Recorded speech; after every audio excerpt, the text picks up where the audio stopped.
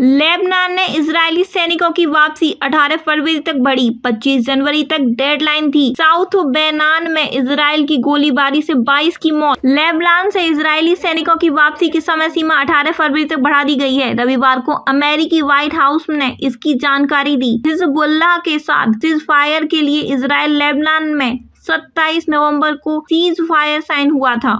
इसके तहत 60 दिनों में साउथ लेबनान से इजरायल सेना के वापस लौटने की डेडलाइन रखी गई थी, जो 25 जनवरी को पूरी हो गई।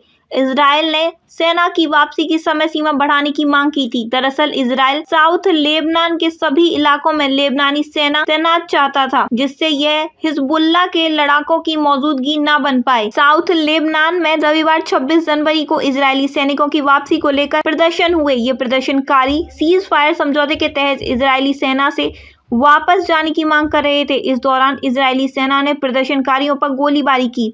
लेबनान के स्वास्थ्य मंत्री के मुताबिक इस गोलीबारी में 22 लोगों की मौत हो गई और 124 लोग घायल भी हुए हैं। मृतकों में 6 महिलाएं और 1 लेबनानी सेना का सैनिक है।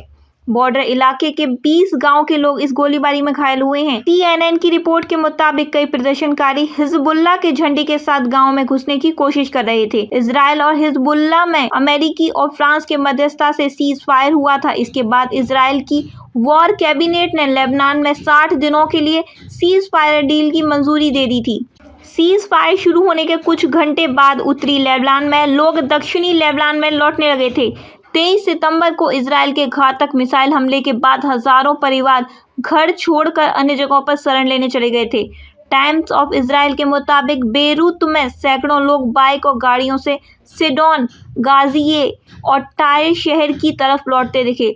लोग हिजबुल्लाह के झंडे और मारे गए नेता नसरल्लाह की तस्वीरें साथ लेकर शहर लौट रहे थे। लेबनान में हिजबुल्लाह के एक टॉप लीडर शेख मोहम्मद अली हम्मादी की मंगलवार को हत्या कर दी गई। द जेरूसलम पोस्ट की रिपोर्ट के मुताबिक बेका वैली में स्थित अपने घर के बाहर वह खड़ा था, तभी 2 गाड़ियों में आए आतंकियों ने उस पर हमला कर दिया।